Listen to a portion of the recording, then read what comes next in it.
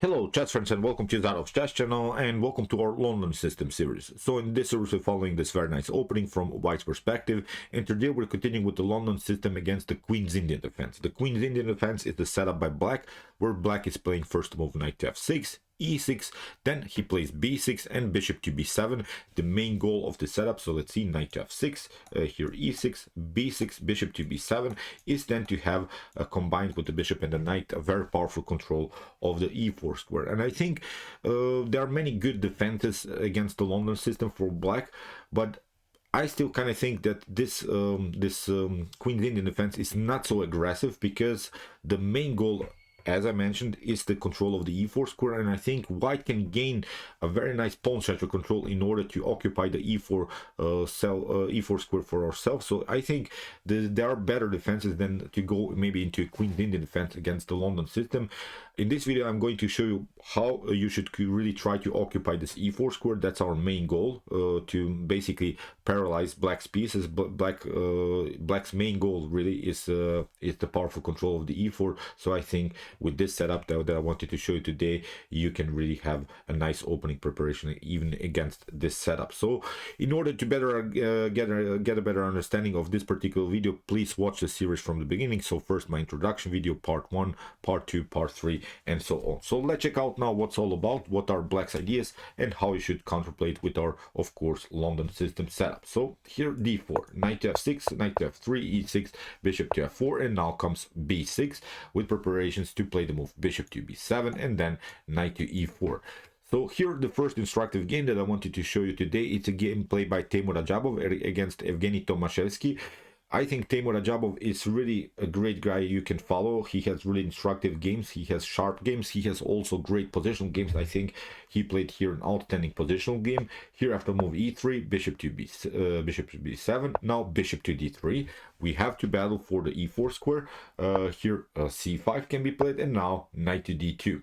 That's our main goal. Now we want to play c3, and the cool part about this London system setup that we play, the main line of any Nimzo Indian, Bogo Indian, or maybe the Queen's Indian ideas is always the move bishop to b4. But that's actually good for Black when White plays the move c4, and then after the move potential knight to c3, bishop to c3 could happen, and then White would continue the game with the messed up pawn structure, with the double pawn structure on the c file. But here I think the flexibility of the London system is allowing us a very comfortable game, because we're not vulnerable to some pinning ideas. Black has to decide where to go with the bishop. Bishop to b4 is not so good anymore, because it can be immediately kicked away with the move c3. So Black is basically forced after move c5, knight to d2 to play a more passive approach with the move bishop to e7. And now we're playing the move c3. I think in an early stage of the game, you shouldn't castle immediately. Please don't do that.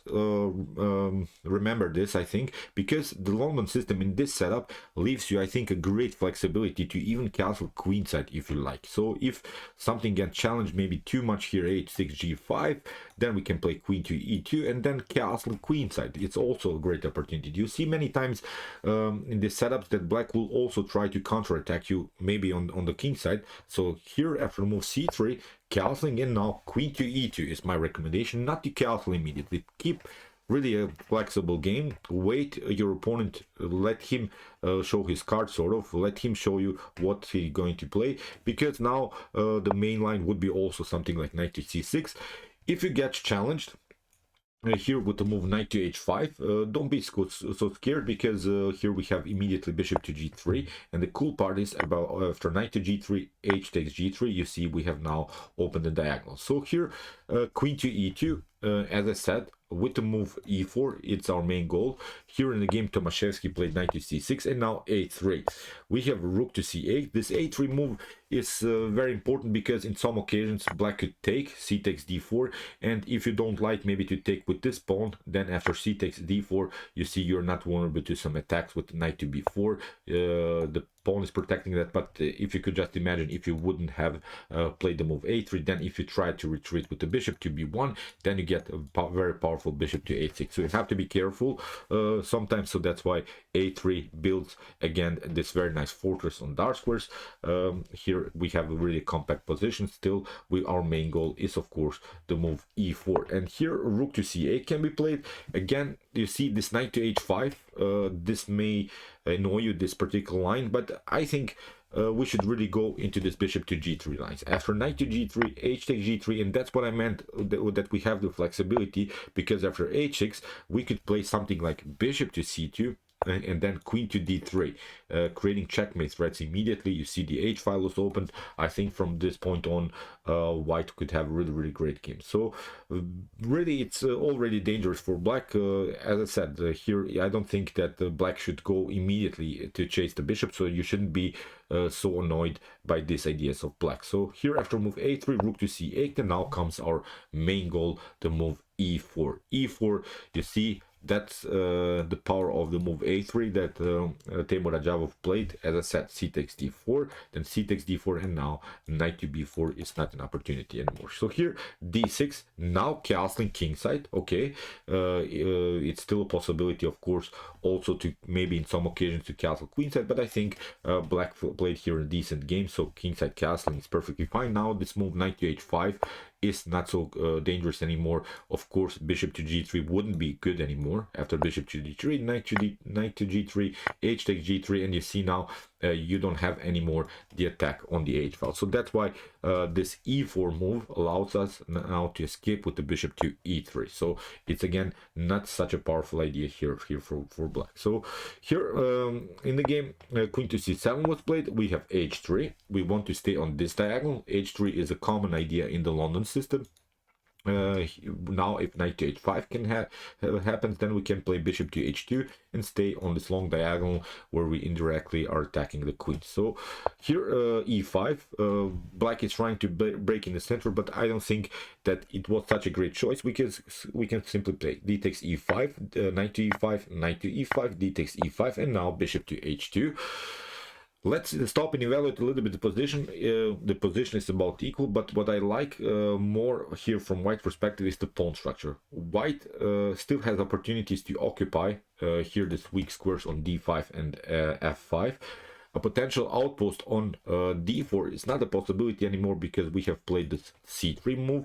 So black basically needs now really good protection of the d5 square. This is now this so-called static center setup. I've explained many times. When you have these two pawns like this, when they're static, then the best goal is simply to occupy the squares that are supported by this centralized pawns. From white's perspective, of course, d5 and f5. From black's perspective, the only square that black could occupy is the weak f4 square, but still it's not possible. Our queen is attacking here the h5, so the knight cannot be removed. So from a strategical point of view, I think white is slightly better here. Still we have opportunities to play knight to c4, attacking simply the weak e5 pawn, then remaneuver the knight maybe to e3, knight to f5, knight to d5, or simply playing on a very nice centralization around the square d5. So there are many opportunities. The evaluation is about +1 already for white, which is I think a good continuation here. Rook to d8. Now comes this idea knight to c4.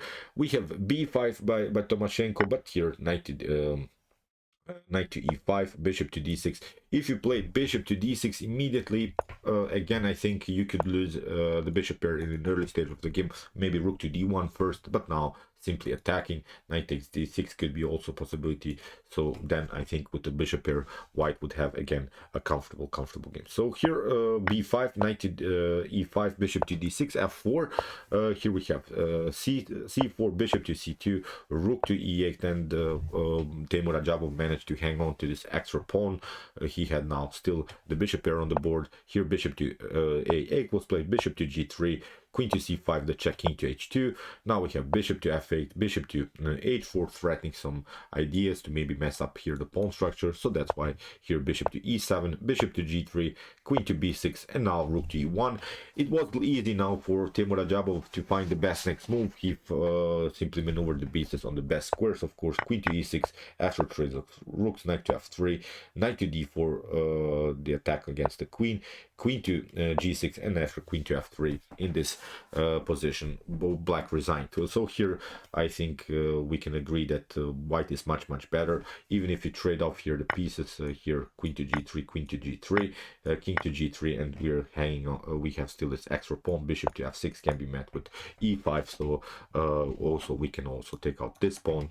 This is also an opportunity. So as I said, black resigned. But let's go back. The main setup here is this queen to e2. So that's our setup against the queen's Indian. Bishop to f4, e3, d4, c3, bishop to d3, knight from b to d2, knight to f3, and then queen to e2.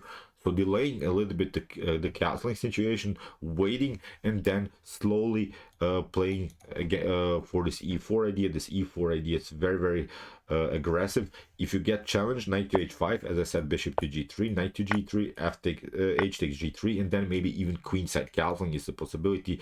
Then simply to push even g4, g5 is an opportunity to split open the position. First, you see black has always to react with h7 or maybe g6 ideas to protect this h7. Then we can play even g4, rook to h6 is also a possibility. Queenside castling, rook to h6, then followed with rook to h1, attacking again the h7 weakness. So that's our goal in the queen's Indian. So here let's see another example. It's similar to the game by Temur Ajabov, e3. Here again the same setup, bishop to d3. Here comes the move knight to h5, and now bishop to g3. We have d6, queen to e2 again. So here a6, and now e4. We're waiting. Again, we have the flexibility. That's possible to stay a little bit longer with the king in the center because we have now a powerful central control. You see all of our pieces are centralized.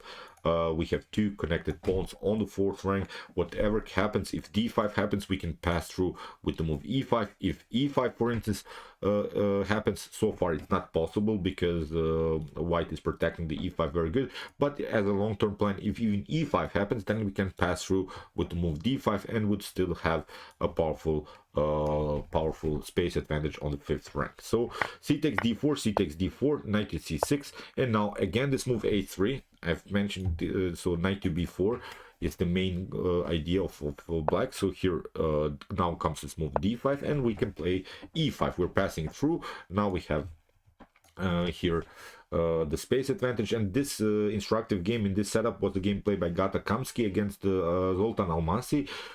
After move e5, there is, I think, a huge strategical advantage now for white. It's the space advantage, of course, on the fifth rank, but we have again this directed attack. We have the pawn structure that's actually telling us where we should attack. So from white's perspective, we should of course attack the king side because we have now this advanced pawn on e5. Even if you lose your bishop on g3, h takes g3 will happen. Still we're attacking simply the h7. So in the game castling now king side, because queen side castling would be very risky. You see this is already a weakened pawn structure. There are many targets that black could attack. Rook to c8 would be also a possibility. So far kingside castling perfectly fine. So queen to d7, we have rook to e1, we have rook to e8, and now queen to e3, trying to sneak in with our queen, getting the queen maybe here to g4, then maybe bishop to f4, bishop to h6, and similar ideas. So combined with this bishop pair, this could be dangerous. So now finally black decided to get rid of this bishop, but you see this bishop is not good anyway. It's blocked out by its own pawn, so here we don't mind knight to g3, h takes g3, but still this flexibility of these two knights gives us, I think, a pleasant game with the support of this bishop. Again, you see we have a powerful attack, and also what we can notice, black is lacking of defenders here. Black doesn't have any more good defensive pieces in front of the king. Here f6 was played. We have b4 cementing the position on dark squares. We have f takes e5,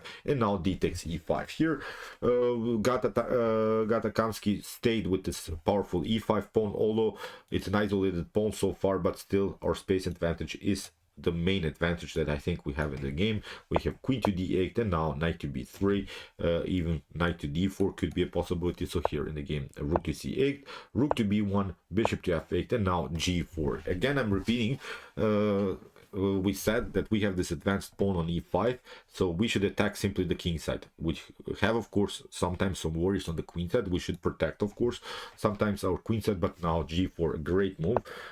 Here g6 was played, and now g5. we have a5, and now knight to h2 with preparations to play knight to g4. And you see this is the main target here, is the weak f6 square. This is very, very dangerous already for white, for black, pardon me, and the evaluation is already +3 for white. So positionally, black is simply outplayed here. d4 was played, but now it's not a problem. Queen to g4, bishop to g7, and now we have b takes a5, and here knight to e5.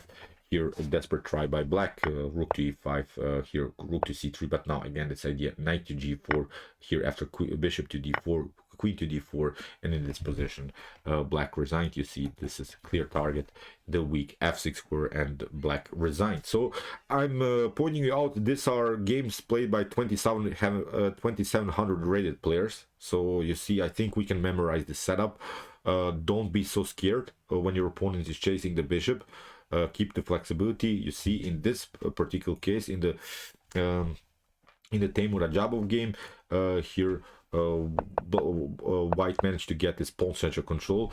Black didn't challenge the center with the move d5, but in this game black challenged the move center with the move d5, and here afterwards, after move e5, I think from this point on white has a pleasant game, because white has simply the space advantage. Black's bishop is paralyzed, black's bishop is out of game. This knight could maybe get maneuvered here, but still we have also very good protection of the c4 square, so it's a bad game here for black. So let's see now on last example. It's a game played by Pavel Blatny against Thomas Pioch. Again, the same setup, knight to d2, bishop to d3, c3, d6, queen to e2. So this is now our simple setup. Castling in now h4. If you want to play maybe more aggressive like Danil Dubov, I don't know, maybe like Mikhail Tal, you can also try h4. h4 is actually very aggressive, but it's not a mistake, I think, because we said that we want to challenge black's kingside, but even we have the flexibility to castle queenside if we get challenged too much. Here knight to c6, queenside castling, and king to b1. This could be also maybe a good preparation. King to b1, perfectly fine. Now we could even try g4 followed with rook to g1, opening somehow simply the g file, maybe open the h file, because the activity again of white's pieces gives us, I think, a pleasant game. This move knight to c6, you see, it's not so good. For instance, it's a main line, but you're blocking out your likes with bishop. So I think simply this Queen's Indian is a great defense, but I don't think it's so great against the London system. It's simply my opinion. So c takes d4, e takes d4, rook to e8, knight to e4, here bishop to e4, we see bishop to g5, simply trading off more pieces, bishop to c2, bishop to c1, here knight to e5, trading off more pieces, queen to d6, queen to e3, and now h5. White is simply faster in the attack. e5, we have h takes g6, and now queen to h6, e4, locking the position, but now bishop to h5, very nice deflection motif. If you take, of course, then you get checkmated, so that's why bishop to g7, queen to h7, and here rook to h6, great move by white. Here we have rook to e6, and now after rook to h1, here after move f5. Here it's a chess puzzle for you. Pause the video and find the best next move. It's a forced checkmate in 4. It's a great tactical line that white, of course, saw. Okay, I hope you could have seen this move. It's a great queen sacrifice, queen to g7, and in this position black resigned. After king to g7, we can simply play rook to g7. You see, you cannot escape. The problem is now you cannot take this square because the bishop is covering that. You can only go here, but now this other rook comes into the game and it's game over. So as I said, this was a game that I wanted to show you because it had really this great tactics in the end. But I think let's go back. This is now our main setup against the Queen's Indian. So bishop to d3, followed with queen to e2, and then e4 preparations. If you get challenged too much, knight to h5, knight to f4, then sometimes it's a possibility to castle also queenside. You saw also in this last example that it's also a great possibility. So I think from this London system gives us a great flexibility in against these setups. Black setup is not aggressive. Black setup is a more positional approach to play against the London, and I think the activity of the bishop pair is sometimes simply too much to handle for black. So So okay, I hope that you enjoyed these videos, and I hope that you realize this idea of this London system. If you want to study this very nice opening from white's perspective more, check out my whole series, the introduction video, part 1, part 2, part 3, and so on. And if you like this content, don't forget to subscribe to my channel. See you soon with some more videos, and chess is the best, of course.